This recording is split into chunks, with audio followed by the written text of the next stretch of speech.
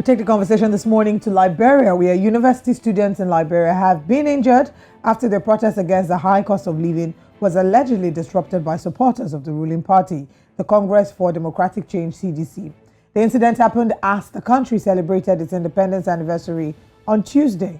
One of the protesters was severely bruised, and it is unclear how many of them were wounded. We now bring in Professor Adam Kine. He's a human rights and youth advocate who joins us live from Liberia. Thanks for your time, Professor. Thanks for joining us.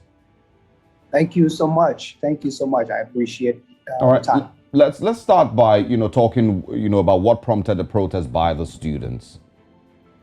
Well, according to the secretary of the Student Unification Party of the University of Liberia, prior to the July 26th celebration, they listed out some ills in society and some concerns that were not being met by the government. And so they decided prior that they would have protested on the Independence Day celebration. And so according to the Secretary General who spoke yesterday, he said that he sent out a letter for permit to protest on July 26th, but they were denied multiple times by the Minister of Justice.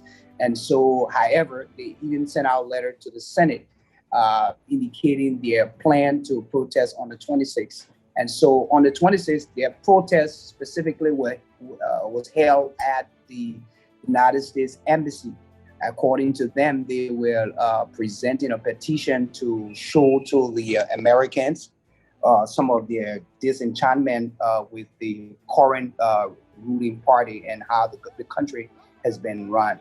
And I think during that protest at the U.S. Embassy was when that video was taken that we're watching at the moment. Wow. That's quite heartbreaking to see. Well, we have reports that it was actually two protests that held. Are you able to confirm this? And if yes, can you tell us about them? Yeah, we haven't gotten all of the detail yet, but I think what we are seeing is that there was a counter protest against the Student Unification Party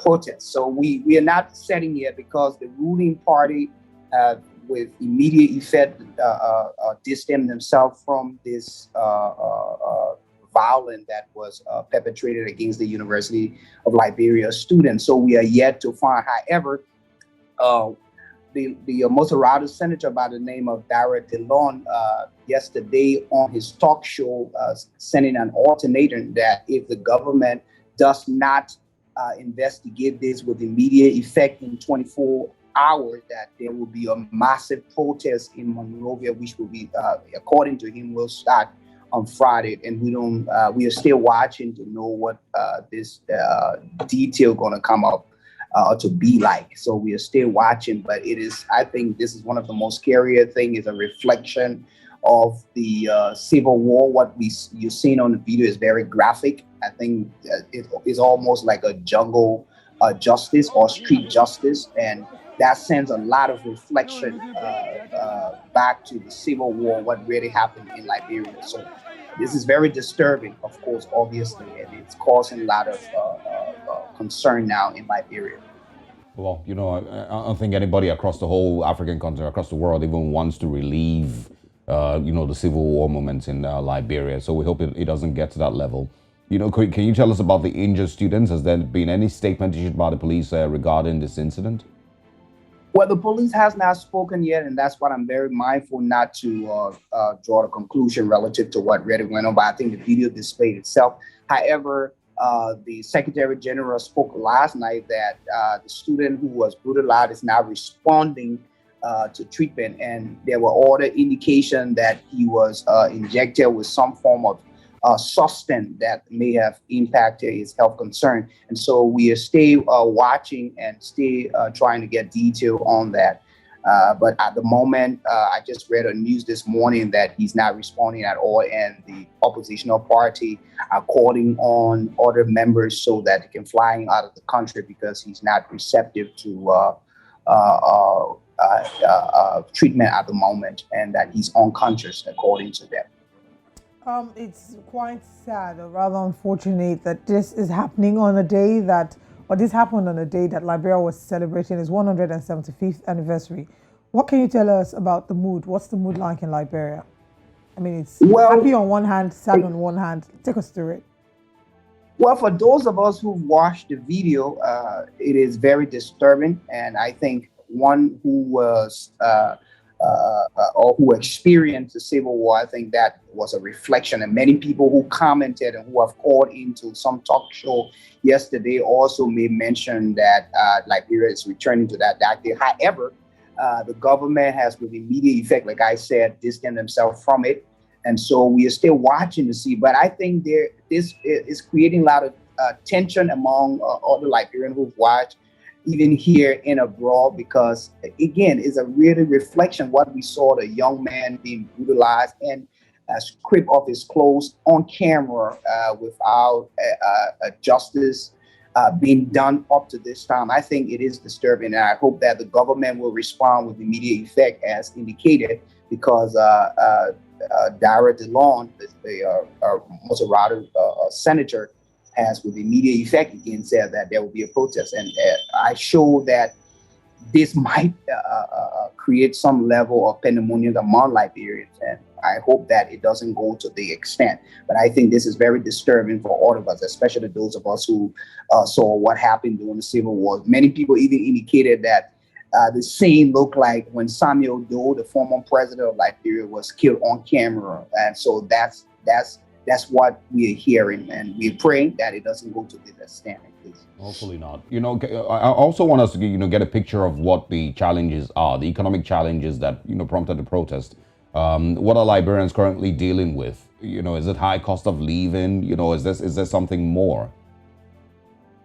Like normal African country, I think we all are having, like ordinary Liberian, trying to make ends meet because of unemployment within the country. I think it's to the extent, and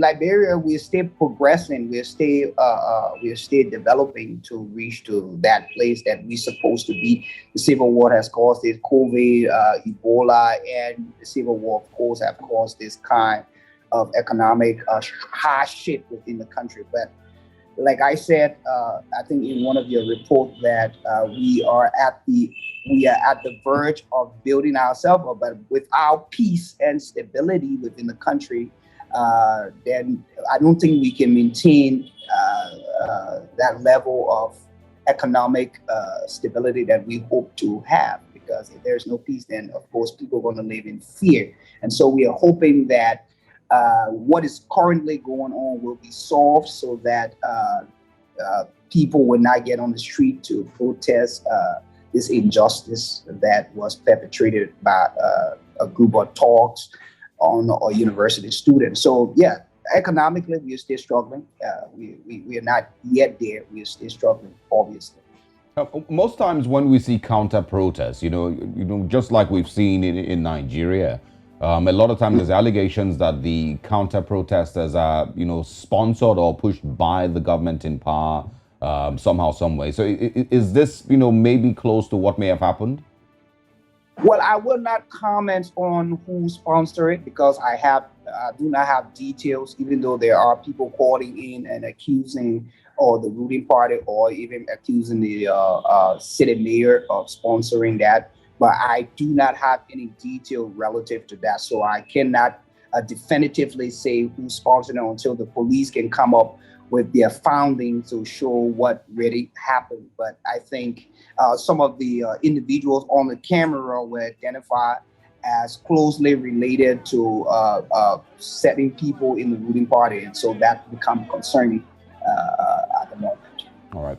Professor Kine, thank you very much for your time and for speaking with us. We would continue to follow the events in the happenings in Liberia. And of course, we look forward to speaking with you again. Hopefully you can join us. Thank you so much. Thank you so much.